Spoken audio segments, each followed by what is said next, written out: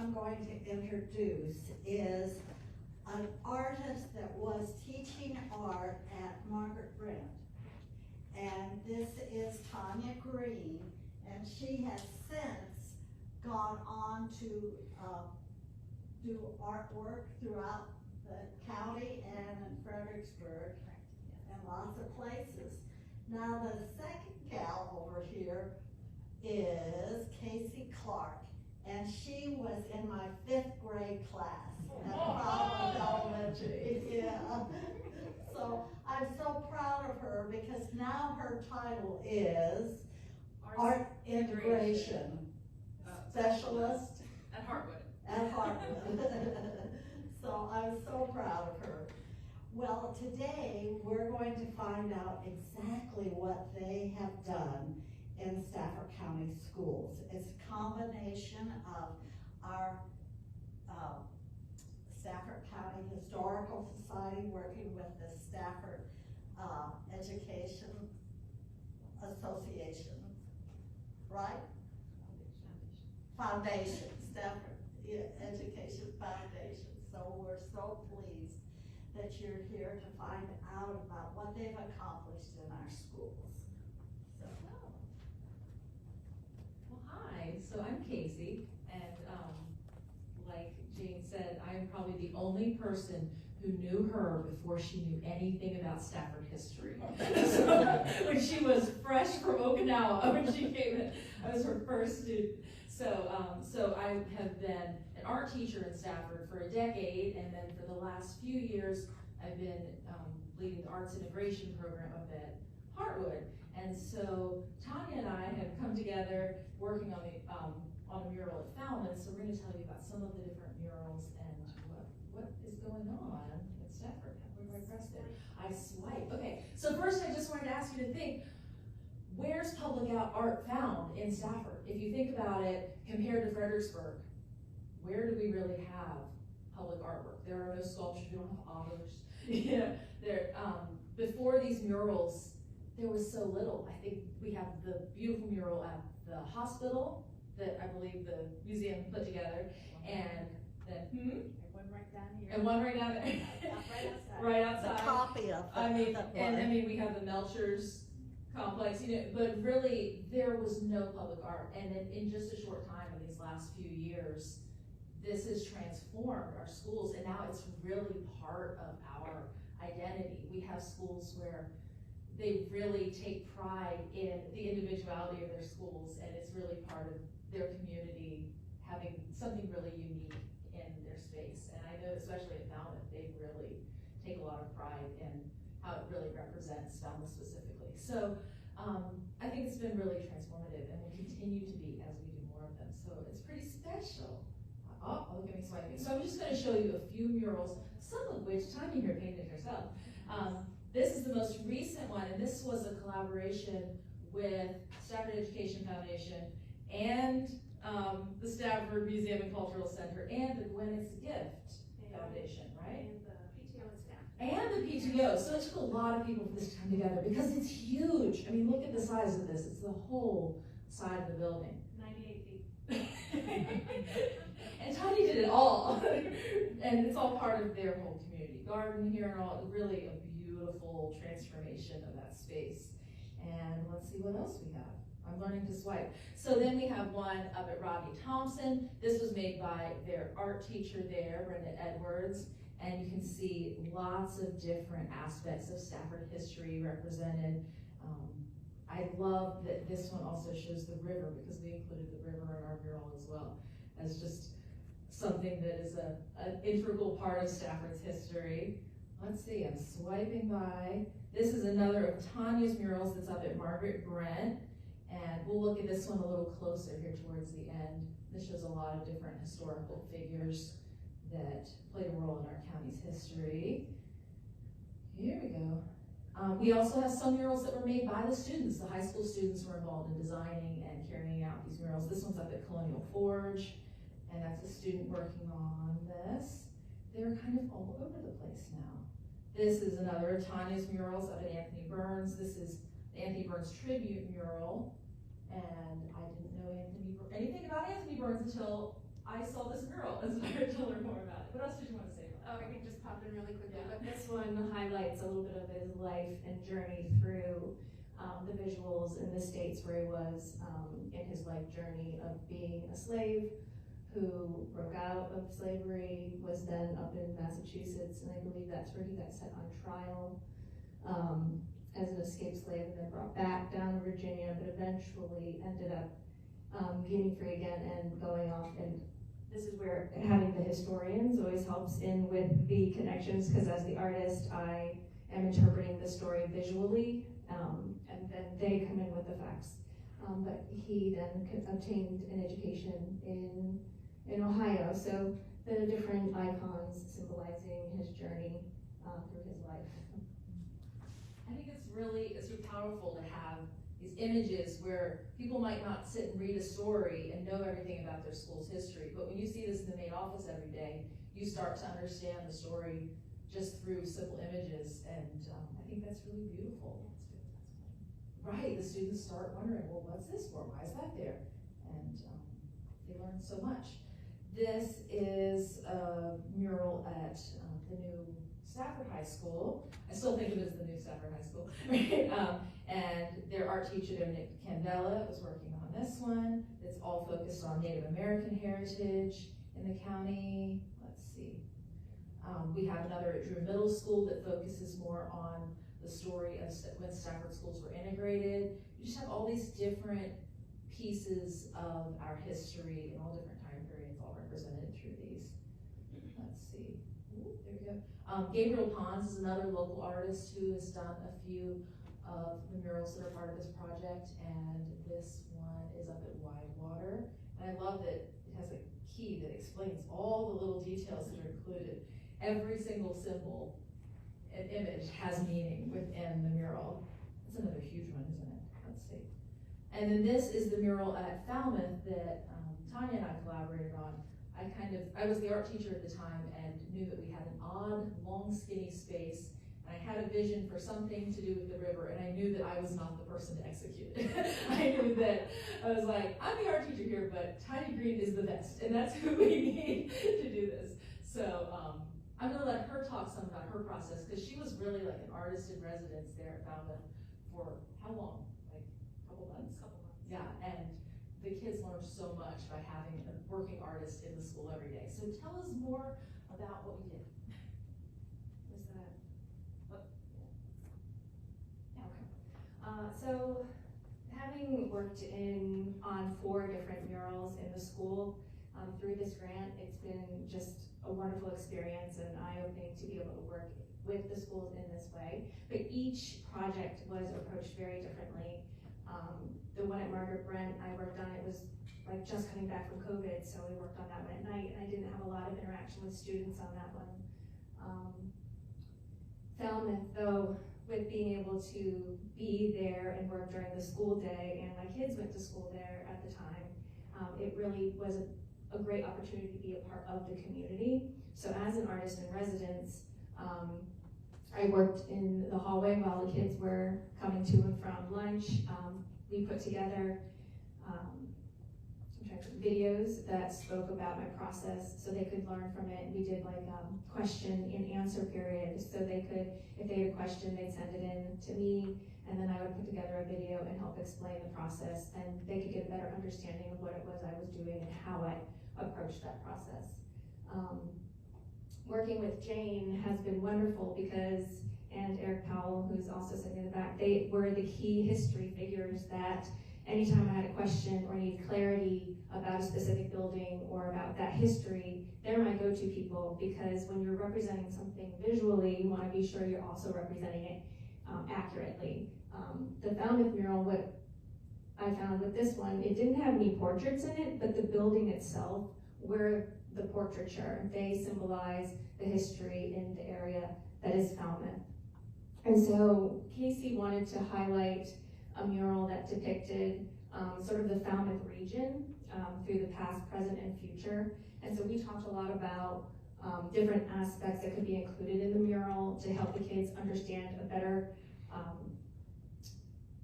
almost kind of see their community grander than just within their school setting themselves within that building, because there's probably things that we highlighted that they didn't even know existed in Falmouth, and it's a reminder every day for them. We're going to play this, and we'll talk through it. This mural is 73 feet long, so it takes a little bit of time.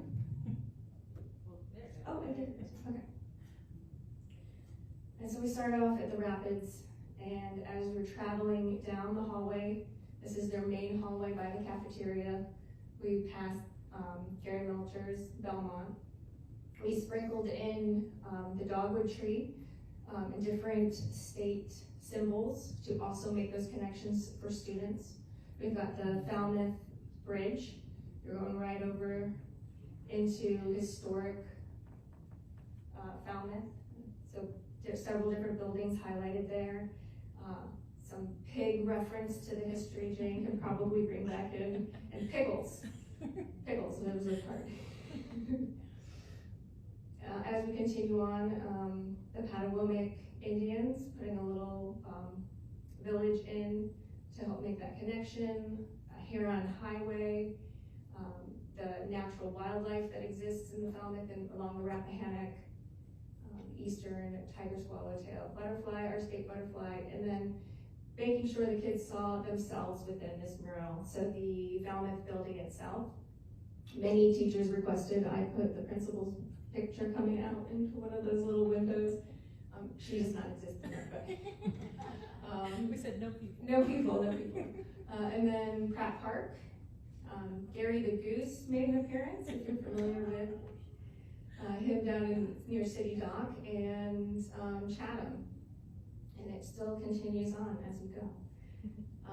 The sign is the constant reminder of the different buildings that were highlighted throughout the mural, and the cardinal is our state, Virginia state bird, which makes other connections to students and their SOLs and what they're learning, and then continuing over the new Chatham Bridge, and then it ends right there. So it is a long, very encompassing mural of the area around where the students. And I just want to clap. I think that is so great. It's such a great job. How long did that take you? 300 hours for installation, not counting the time at home and planning. But I would bring my child to school and get set up, and then it was, I worked while he was working, and then would come home. Every mural is different. This one posed different problems because I was installing it in prime time with students, so I didn't use some of the same techniques I use in other murals. It's like a lesson in problem solving for the kids. They ask a lot of questions. They're very good kids. And one of the cool things about being an artist in residence was creating these videos. I did like four videos that talked about the process, like why I'm here, what am I doing here in your school, and then some of the things that I did in order to install it. So this video that I have for you, it's like two and a half minutes, but talks through some of the steps that I took, and it's very kid friendly, so that way they could kind of see a day in the life of an artist, of a muralist. Good morning, Falmouth Falcons. I'm Mrs. Green here with the next video in our mural series. Today, I'm going to share with you the steps I took to draw the mural onto the wall. Your mural is located in the main hallway of the school. There are a lot of people moving about throughout the day, so it's a very challenging space to draw in, and I needed to figure out how I was going to accurately get the design onto the wall. I decided to break the mural up into 4-foot wide sections. Since the mural is approximately 71 feet long, that meant I needed 19 separate drawings in order to transfer the entire mural. I measured and cut out each section from a large roll of bulletin board paper. My dog Dax made sure I didn't make any mistakes. One by one, I used my projector to help me draw out each section. At this stage, I was able to edit my design. Because I could see the drawing at full scale, I could better decide what I wanted to keep, add, or eliminate. It helped me fine-tune my work and get it closer to the final rendering. Next, I used each 4-foot section to help me divide the space up into sky, land, and river. I then painted each section with colors that would coordinate with the future colors to come. This is known as an underpainting. Since much of the land will be painted in various shades of green, I chose yellow as the underpainting color because it would warm up the greens and complement the final colors. Before transferring the full drawings to the wall, I used a black Sharpie to trace only the lines I wanted to keep. I then hung each section and very carefully traced over each line. I used transfer paper underneath, which copied the lines onto the wall. In these series of photos, you can see the whole mural drawn out. Once I finished copying each section, I went back in and added yellow to the areas where the trees would exist. I even put some primer on objects and buildings that I knew would work better in white.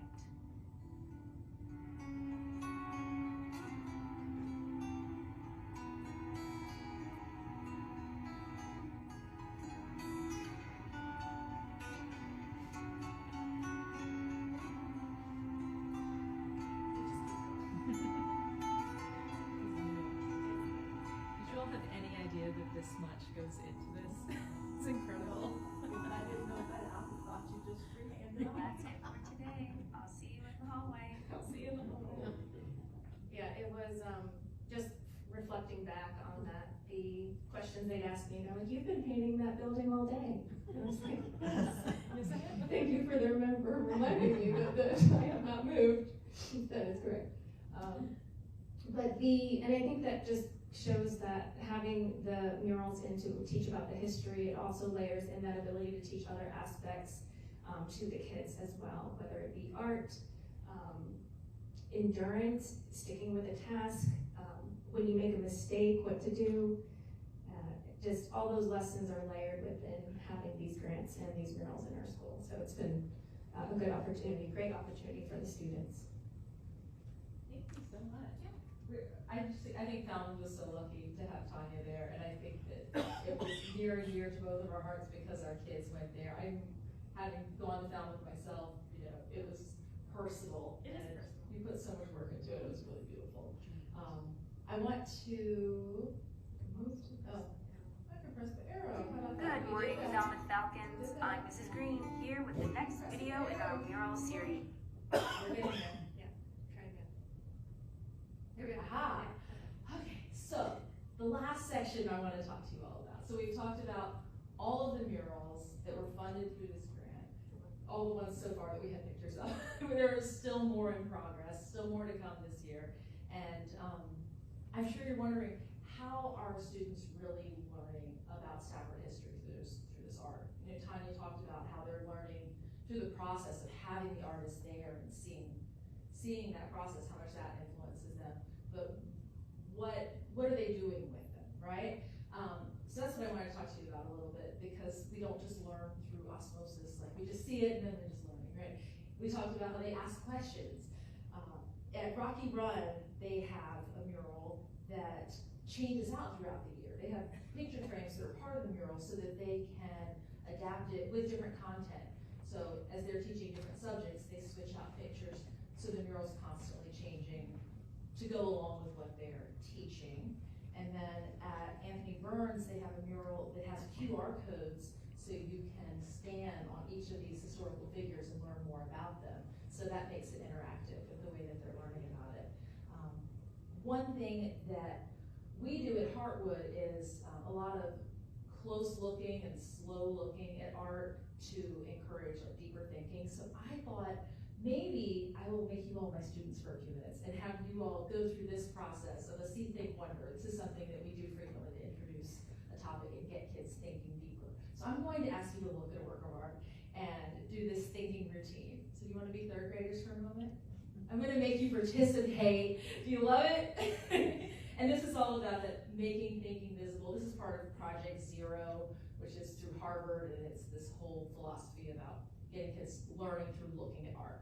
So we're going to look at this mural that Tanya painted at Margaret Grant.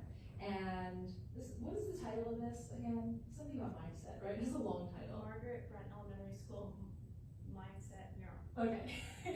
Margaret Brent Elementary School Mindset Mural. So I'm going to ask you to just shout out some things, because you don't have to raise your hand like you're in elementary school. When I say, what do you see? And this is what I would do with students. Just start describing the things that you see without making any inferences or anything. And this, by the way, is a process you can use as adults. If you ever have gone to an art gallery and you're like, I don't really know how to talk about art and look at art, this is how we teach kids from an early age to be able to talk about art. So anybody want to just tell me? You can raise your hand or you can just call. What are some things you see in this mural? What do we see? Yes? Clara Bark. Excuse me? Clara Bark. Clara Bark. Okay, what else are we seeing? Pocahontas. Pocahontas, yes? George Mason. George Mason. Dogwood. Dogwoods, okay. Margaret Brent. We see Margaret Brent. Fire extinguisher. We see a fire extinguisher, yes. We have to work around some things. Now, if we look a little bit closer at this, I'm going to zoom in a little bit. Do you see anything else that you didn't see before? Oh, what words do we see? Mindset, challenge, determination, fearless. So I would get, is there anything else we missed that you see in this mural? Outline of a map. I was gonna say it's a map in the Oh, background. okay. So then I would ask students, now that you've really had time to look at this, you saw things you didn't see the first time.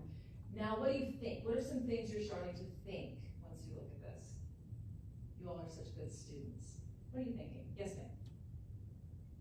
You're thinking something. Oh, yeah, you said it was the mindset mural, so you're telling them there that that's what that is. Oh, so you think that this has something to do with mindset. Okay, yes. It also describes the characteristics of each of those individuals and how they, they became these very pivotal people in Virginia history. So these words are telling you things about the character traits of these folks. Anything else you are thinking now that you're looking at this longer and deeper? Anything else? Yes. I guess the vine or the stems they kind of connect everybody together and are weaving of history and the present. And it looks like in the background, it looks like plats or something for subdivisions. Oh, so those vines are connecting, and there's roads connecting too, so you're seeing lots of connections, right? So now that you've had time to look at this and think about it, you could probably start to question some things. What are you wondering is what I would ask students next. Maybe you weren't wondering at first, you were just like, okay, some historic people, very nice painting, right? What are you wondering about this picture now? And you're lucky, the artist is here to actually tell us, right? What are you wondering? What did those people have to do with this area? Like I never, until we moved here, I didn't know Pocahontas was here. Why these specific people? There's a lot of famous people. Why did we choose these 5? What else are you wondering? Are the roads somewhere related to the school? Which roads are they? Yeah, I don't recognize those roads. Where are they? Anything else you're wondering? Doesn't look like It's not Falmouth, yeah. So, anything you want to share with us in response to some of the things they're wondering? Absolutely. With this mural, they wanted to have those connections between the community that the students knew, but then also the figures that they did not know. So in the background, we have the map of Stafford, but centralized in the area of which they would probably travel. And there's a little star actually in that picture. Did you pick that one on purpose? There's a little star, and that's the location of Margaret Brent Elementary School within the map of Stafford, so that way when the students make those connections, they can then see where they are visually within that map. And then the idea too for that the principal wanted, and that we came together with the mindset words, was teachers could bring the students in, have them sit down, pull out those mindset words, make connections to the figures as they're learning about them in their history classes, and then talk about it in that kind of a discussion setting. And the 5 figures that we settled on were ones that had connections. I pulling from my brain, Eric, if you remember too, or Jane, specifically with Stafford, but it But wasn't. we're also in the SOLs, But except for also- Margaret Brent, and that's the namesake of the school. They were also in the SOLs, except for Margaret Brent, the namesake of the schools. Eric Powell, everybody, please. Appreciate it. And then the dogwoods were a huge connecting element. So bringing in the design element with that and the state flower to create that organic and so that's the artist in me bringing in that element to make it all flow and come together and also become this visually beautiful work of art on the wall that's informative and layers upon layers of what this mural can do for the students and the environment. And why don't you tell them how large this is? Oh, I mean, because my daughter teaches there, and I remember she said, Mom, you have to go in and see it. It's the whole side of one room. The auditorium, isn't it? Yes, it's in their PE room / auditorium room. I want to say it's 28 feet. I think so. That sounds right. Yeah. And then they just got bigger.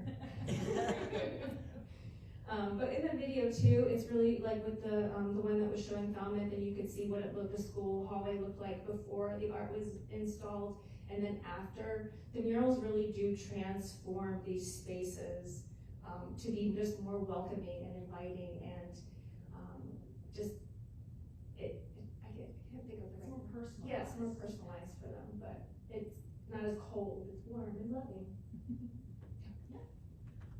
So, hopefully this has given you some look at what you all have helped to create. Like, I think that this is something really special, and I'm excited that it's continuing. I know that Gabriel Pons is already working on a design for a mural up at Hartwood, so I'm excited to, now, even though I had to leave that Falmouth mural behind when I moved to a new school, that we can get a mural up there as well, hopefully.